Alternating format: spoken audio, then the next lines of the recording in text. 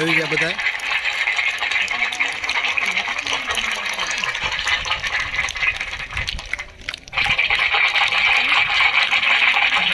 બાળાઓ બે એટલે થઈ ગયો બધા.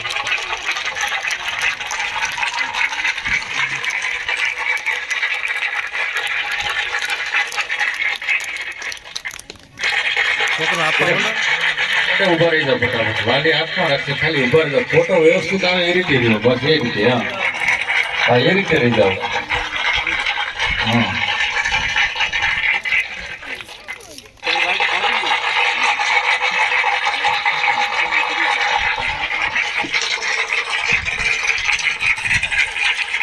બે જણા આ બાજુ આવો. બે આ બાજુ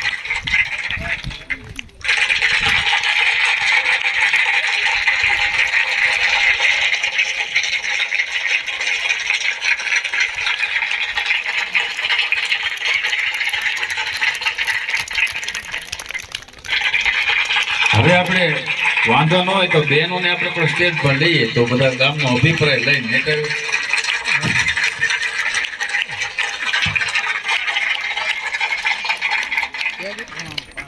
સરસ, કાંઈ વાંધો નહીં. બાળકો બેસી જશે પોતાનું ઇનામ લઈને અને વાલીઓ ઉભા રહે છે. ફટાફટ બાળકો બેસી જશે. ઓતરાદે વિરાજભાઈ જયસુખભાઈ, ચુડાસમા પ્રદીપભાઈ દિલીપભાઈ અને બિસ્કિટ સ્પર્ધામાં આપણે ગોંડલિયા કિશનભાઈ બળવંતભાઈ. આખો આ પિરામિડ નો હતો કારભાર જ કિશનભાઈ ઉપર હતો અને સોહમભાઈ ઉપર. માંડાણી સોહમભાઈ મુકેશભાઈ, ચુડાસમા રોશનભાઈ રાજેશભાઈ અને વાઘેલા રાજવીરભાઈ રાયધનભાઈ. આટલા ફટાફટ સ્ટેજ ઉપર આવશે.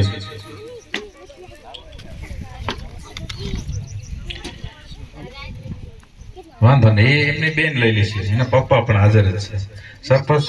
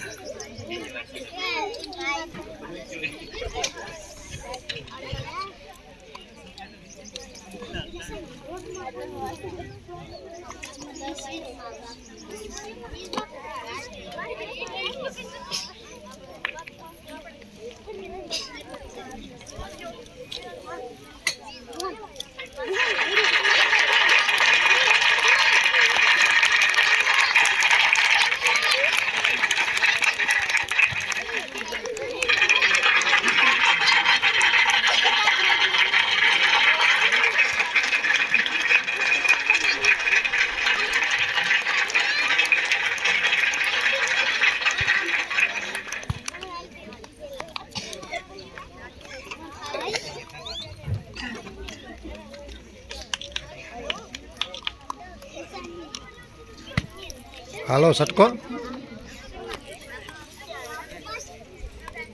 હા, સરસ. બાળકો બેસી જશે અને વાલીઓ પણ ભેટ આપે અને બેસી જશે. બધાનો આગ્રહ છે કે અને સરપંચનો પણ આગ્રહ છે કે બહેનોનો લાભ આપણે લઈએ કે આવતા કાર્યક્રમમાં ઉત્સાહભેર ભાગ લે કે તો આપણે બહેનો આવી જશે. રવિનાબેન રાયધનભાઈ. ઘણાને નામ ન ચિંતા ન કરતા હો બાળકો, આપણે મળી જાય છે. ઘણાને એવું થશે કે મારું નામ નંબર તો આવ્યો તો પછી આપણે પ્રસાદી વિતરણ ચાલુ કરી દઈશું. મોટા બાળકો આપણે સોમભાઈ હાલો પ્રસાદી ચાલુ કરી દો.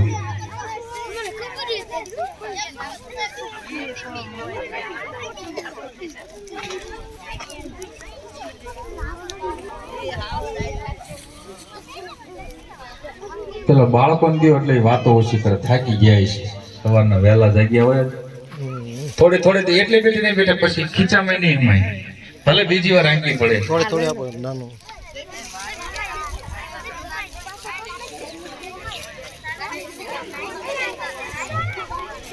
ખૂબ ખૂબ આભાર.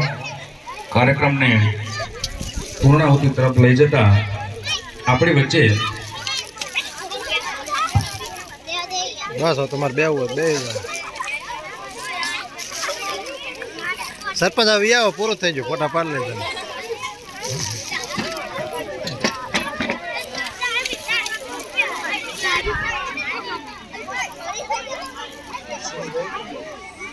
સુરસીભાઈ. હવે આપણે વચ્ચે રાજુભાઈ સુરસિંહભાઈ સ્વાધ્યાય પરિવારમાંથી આવ્યા છે.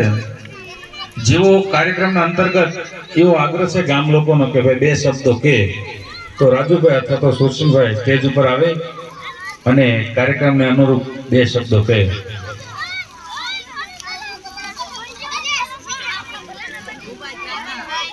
આવો આવો.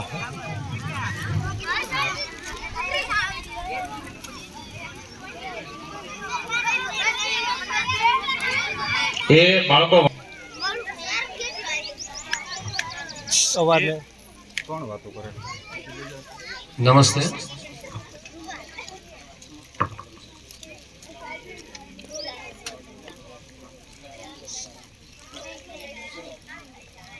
નમસ્તે. આજના ગણતંત્રના બહુ જ પવિત્ર એવા દિવસે ગામ લોકોનો આટલો બધો ઉત્સાહ છે, ખરેખર આનંદની વાત છે. અને આ ઉત્સવની પછવાડે આપણને આચાર્ય સાહેબ, શિક્ષકગણ અને વાલી આ બધાનો હાથ દેખાય છે. અને ખાસ કરીને ભૂલકાઓનો, બાળકોનો આટલો ઉત્સાહ છે ને, તે ખરા અર્થમાં ભગવાનને ગમે. આજનો જે પ્રસંગ છે તે ખરા અર્થમાં બહુ જ મહત્વનો દિવસ છે. કઈ રીતે મહત્વનો દિવસ છે? ભાઈએ બહેને વાતો કરી કે ગણતંત્ર દિવસ છે. સ્વતંત્રતા મળી એનો ઉત્સાહ કોને હોય? જે પરતંત્ર હોય ને એને. આપણે ગુલામી જોઈ નથી એટલે આપણને ખબર નથી સ્વતંત્રતા શું છે. અત્યારે ધારી તો ફટફટીઓ લઈને તરત ચોટીલા ફૂગી જાય, કારણ કે સાધન છે, સંપન્નતા છે, બધું છે. એક છોકરાએ આમ તો જો તડકો છે, તાપ છે, તરસ પણ લાગી છે, અને મને માઇક આપી દીધું છે. એટલે આમ તમારા ઉપર આમ જાણે કહેવાય ને કે થોડોક સિતમ ગુજારવું છે. પણ હવે એક નાનકડી એક વાત લઈ લઉં, સાહેબે બહુ આગ્રહ કર્યો એટલે. એક છોકરાએ પ્રશ્ન પૂછ્યો કે આ ગામના પાદરમાં પાળિયા છે ને, એટલે બાપાએ જવાબ દીધો કે આ ગામને, આ સમાજને ઊભું રાખવા માટે જે લોકોએ પોતાના દેહનું બલિદાન દઈ દીધું ને, એની યાદગીરીમાં આ પાળિયા છે કે. એટલે છોકરાને સમજાણું થોડું, પણ કે આવા લોકો હતા કેમ? તો કે આવા લોકો છે ને વટ, વચન અને વેર વાળા હતા. વટ એટલે ટેક હતી, વચન એટલે આપી દીધેલું હતું. જ્યાં હું કોળીનો છોકરો છું, મારાથી ખોટું ન થાય. જ્યાં હું ક્ષત્રિય છું, મારાથી ખોટું ન બોલાય. આ કોમનું જે છે ને ખરા અર્થમાં તે ગૌરવ હતું. પણ આજે એ છોકરાએ પૂછ્યું કે હવે કેમ નથી થતા પાળિયા? તો કે વટ, વચન ને વેર બધું ગયું ગયું કે, અને વટ, વ્યસન ને વેર આવી ગયા. એટલે હવે પાળિયા નથી થતા, પણ પોસ્ટમોર્ટમ થાય છે. અને ખરા અર્થમાં આપણે જોઈએ તો ખબર પડે, 20-20, 22-22, 25-25, 30-30 વર્ષના છોકરાઓ વ્યસનના વમળમાં એટલા બધા ઘેરાયેલા છે. કોઈ મા બાપ પણ કહી શકતું નથી, વાલી કહી શકતા નથી, અને પોતાની અમૂલ્ય એવી જિંદગીને ખોઈ બેસે છે. આપણે વંદે માતરમ અને ભારત માતા કી જય કહીએ, પણ આપણું ફરજ શું? આપણું કર્મ શું? આપણી કૃતજ્ઞતા શું? તે ખરા અર્થમાં આજે જોવા માટેનો દિવસ છે. આપણા સ્વાતંત્ર્ય વીરોએ, અનંત એવા લોકોએ બલિદાન આપ્યું છે ને, તેથી આપણને સ્વતંત્રતા મળી છે. એ જો આપણે વિસરી જઈએ અને એને આપણે જો ન યાદ કરીએ તો એ બરાબર નથી. અને આ શિક્ષણ, જે આ શિક્ષણ સંસ્થા આપણા શિક્ષકો અને આચાર્યશ્રી આપણને આપતા રહ્યા છે આપણા ગામના બાળકોને, તે ખૂબ જ મહત્વની બાબત છે, આનંદની વાત છે. એ એમના ફરજનો ભાગ છે. એ લોકો એમ ભલે સમજે, પણ ખરા શું પરિણામ આવે છે તે બાળકોના જીવનમાં જોઈએ ને તો ખબર પડે. સરસ મજાની કૃતિઓ એમને રજૂ કરી. સાહેબે વાત પણ કરી કે અમારી પાસે મહિલા શિક્ષક કોઈ નથી અને તેમ છતાં બહેનોએ બાળકીઓ આટલી બધી તૈયારીઓ કરી. આ પણ ખૂબ આનંદની વાત છે, ખૂબ ધન્યવાદની વાત છે. સાહેબ આપે અમને મોકો આપ્યો અમને બોલવાનો, ખૂબ ખૂબ આભાર. અસ્તુ. આજે રાત્રે 26મી જાન્યુઆરી એટલે યોગેશ્વર ડે તરીકે સ્વાધ્યાય પરિવાર ઉજવે છે. એટલે આજે ભાઈઓ બહેનો અને બાળકો બધા જ ત્યાં રામજી મંદિરે રાખ્યું છે ને, રામજી મંદિરે આપણે રાખ્યો છે કાર્યક્રમ. અને તે આપણે શા માટે આઝાદી મળી, સ્વતંત્રતા એટલે શું છે, સ્વતંત્રતાની દેવી એ શા માટે છે, એનું મહત્વ સમજાવવા માટેની વાતો દાદા આપણી પાસે લઈ આવવાના છે. એટલે આપણે 26મી જાન્યુઆરીનો યોગેશ્વર ડેનો કાર્યક્રમ રાત્રે 8:30 મંદિરે, રામજી મંદિરે આપણે એના માટે ભેગા થઈશું. ધન્યવાદ. ખૂબ ખૂબ આભાર. કાર્યક્રમને પૂર્ણાવતિ તરફ લઈ જતા આભાર વિધિ રાજભાઈ સરસ મજાની જેનો ટૂંકો સાર લેતા સનાતન ધર્મ અત્યારે મેન મુદ્દો છોકરાઓ છે. જો સનાતન ધર્મ ખરેખર નહીં ટકે ને, કારણ કે આજના બાળકને આપણે પૂછીએ કે ભાઈ રાવણને કોણે માર્યો હતો, તો બાળક કન્ફ્યુઝ થઈ જાય છે. કારણ કે જ્યારે અમે નાના હતા ત્યારે સિરિયલ જોતા હતા, કૃષ્ણ લીલા, જય હનુમાન. અત્યારના બાળકને બસ એક રમકડા જેવું થઈ ગયું છે, મોબાઈલ, સતત મોબાઈલ. તો રાજુભાઈ સરસ મજાની વાત કરી કે ભાઈ આપણો ધર્મ ટકાવવા માટે આપણી સંસ્કૃતિ જે છે એ નામશેષ ના થઈ જાય એના તરફ બાળકોને પ્રેરાવ. બીજું કે ભાઈ માત્ર ને માત્ર આપણી સરહદ ઉપર જે આપણા દેશ સેવકો, જે સૈનિકો છે, હમણાં જ આપણે સાયલા તાલુકાની અંદર નેવીમાં ફરજ બજાવતા જીડિયાભાઈ છે એ શહીદ થયા છે.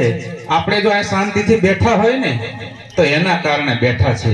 અને માત્ર ને માત્ર એવું નથી કે એ લોકો દેશ સેવા કરી શકે, અહીંયા તમે બેઠા બેઠા પણ દેશ સેવા કરી શકો. આ અમે જે કરી અમારો ફરજ છે કે અમે પગાર લઈએ છીએ, એ એક દેશ સેવા છે. જો અમે અમારું કામ ન કરે, અમારું કર્તવ્ય ના કરીએ તો ક્યારે ઈશ્વર અમને માફ કરતા નથી.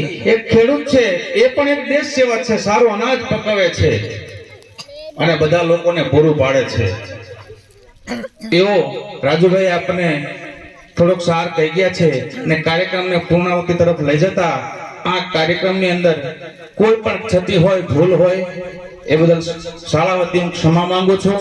બીજું, આ કાર્યક્રમને શોભા વધારવા માટે બધા જ રાગ, દેશ, પરિવાર ભૂલી અને શાળા એ મારી શાળા છે એવી ભાવના પ્રદાન કરી અને બહેનો, ભાઈઓ પોતાનો કિંમતી અને મૂલ્ય સમય આપી અને આ કાર્યક્રમની શોભા વધારી એ બદલ બધાનો ખૂબ ખૂબ આભાર.